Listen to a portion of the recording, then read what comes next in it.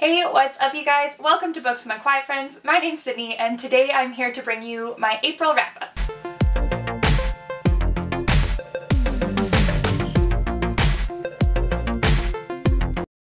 So this month I managed to read 7 books, but before we get into those, here's what I'm currently reading. My current audiobook is The Walled City by Ryan Graden. I'm on about page 279 and I have to renew it because I forgot that I was listening to this the past few days. So I hope to finish this month. And my physical book is Legend by Marie Lu. I think I'm only about 18 pages in, so I have quite a ways to go on this one.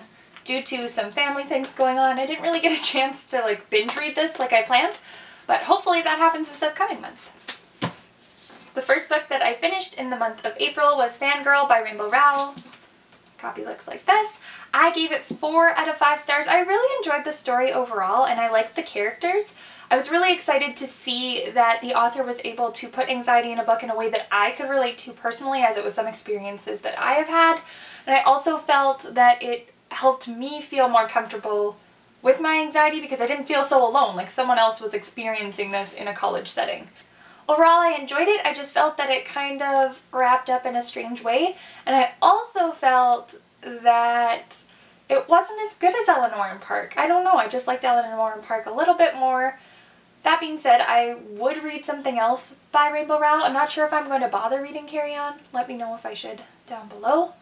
But yeah, we'll see what happens. The second book I read this month was After You by Jojo Moyes. I really enjoyed this book overall. I gave it 3.75 out of 5 stars. I liked the way that the story continued on. We get to follow Lou after the experiences in the first book, and we get to kind of see her family a little more and how she deals with her life after everything that happens in the first book. I think that this book was a little overdramatic at some points, to say the least, but I still really enjoyed it. It was an interesting read and I liked the audiobook a lot. It kept me entertained, and especially her family, I was super interested in what was going to go on there. The next book I read I got from the library, and that was Behemoth by Scott Westerfield. That is the second book in the Leviathan trilogy, and I enjoyed it a little, but not as much as I liked the first one. I gave it 3.5 out of 5 stars. I can say after finishing the series that Leviathan was my favorite in the series. Behemoth just seemed to be carrying on in a weird way where our characters were no longer separate entities and they were just relying on each other, and the romance was blossoming, and I wasn't a fan of the romance at all. Not even a little bit, so I knew going into the rest of the series that I was probably going to be disappointed with that fact, but it just continued to disappoint me. I did enjoy the change in setting though. That was very interesting. The book we read for my local book club this month was Station 11 by Emily St. John Mandel.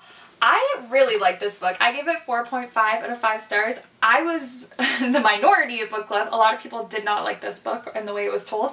I really enjoyed the way it was told, with different perspectives and the way that they all intertwined. And then the way that we looked into before the apocalypse and then after the apocalypse. I also really appreciated how everyone who intertwined for a reason. We never really got all the answers. Kind of left me wondering. That being said, I wish that we'd had a little bit more at the end. Something slightly more concrete would have been nice. But I understand why the author left it where they did, to leave us wondering about what would happen next and where we would go and what humanity would do after these 20 years. After that book, I finished Goliath by Scott Westerfield, which is the third and final book in the Leviathan series. I gave it 3 out of 5 stars. I did not like the story at all. I thought it dragged on. I found that I wasn't interested in the storyline anymore. The characters were boring me. The romance, as I said, just wasn't there for me, and I just didn't like it. My favorite part was Bovril. He was my favorite part, and he wasn't even really a character per se. He was a beastie, so we got that. Anywho, this will probably be donated to my local library shortly.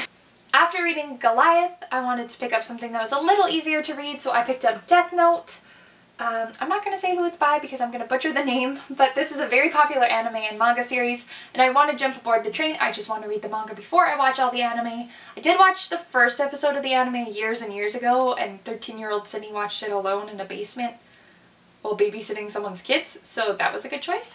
But I really liked this manga overall. I thought it was interesting. The only thing that I will say is there didn't seem to be a lot of motivation behind some of the characters. But I'm sure with the coming books, I will get more of that, which is what I really need. One of my goals for 2018 was to read a few more classics, so I picked up The Great Gatsby by F. Scott Fitzgerald. I gave this 3.75 out of 5 stars. I enjoyed it overall. I think that it's an interesting story. I like that the character we read from isn't right in the middle of all the drama, but he is witnessing it. That being said, some of these characters are so extremely unlikable. Most of the reason I was motivated to read this book was my sister really likes it and she loves the movie. I've heard not so great things about the movie in comparison to the book, like it takes a totally different route. I am curious to find my own opinion about that, but this is the final book that I read this month. So overall, I had a pretty good reading month in April. I hope you guys did too, and we will see you next week with my TBR. Bye!